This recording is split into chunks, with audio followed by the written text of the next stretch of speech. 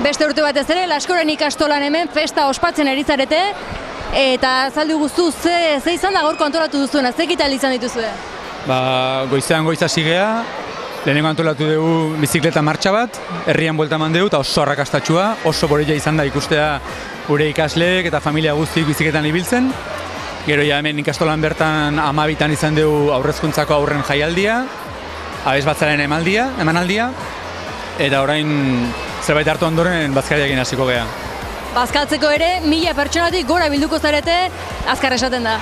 1350 esango nuke olakon bat izango gara hemen bazkaltzen, zerbitzatzen eta 180 bat guraso eta ikasleen artean, ikasle koiskorrak, eta espero du gironean, eta beti bezala paella beste guraso batzuk prestatutakoa, eta oli askoa. Ezkera, aspertuko eta gozeik gelituko ere ez. Gurasoen laguntza ere asko eskertuko duzu horrelako egun batean, behintzat galduta ez ibiltzeko, ez? Hau guztiz gurasoen eskutik juten da. Bertako langile egeanak, irakasleek eta ez irakasleek ere parte hartzen dugu, baina gurasori gabe litzake posible izango. Gurasoen elkarten bidez, 180 bat guraso etorri dira lanea, bere eskerrak ateratzen da. Gainera, tokatu zaizuen eguraldiarekin ere nahiko zortea bai bizikleta martxerako eta baita gero jolasek eta bar egiteko, ez? Bai, hoi da, euriren beldurrik ez eta epel eta goxo dago gustora gabiltza bai. Kafe bero eroso batzuk naiz. Zerrati zaudete gaur ikastolan, igande izanik? Festak daudelako. Ikastolakuna. Eta ze egin duzu gaur?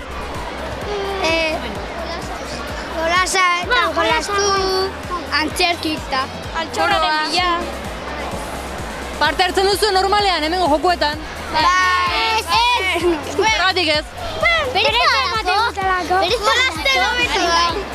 Baina hasi arte izatea, ja astezen ez dago pereza? Gutzako ez da hola. Gutzak beti da. Eta orain zer egin behar duzu, Bazkaldu. Eta gero jolasak ongoia. Eta jolasetan parte hartuko duzu edo pereza dago? Pereza dago.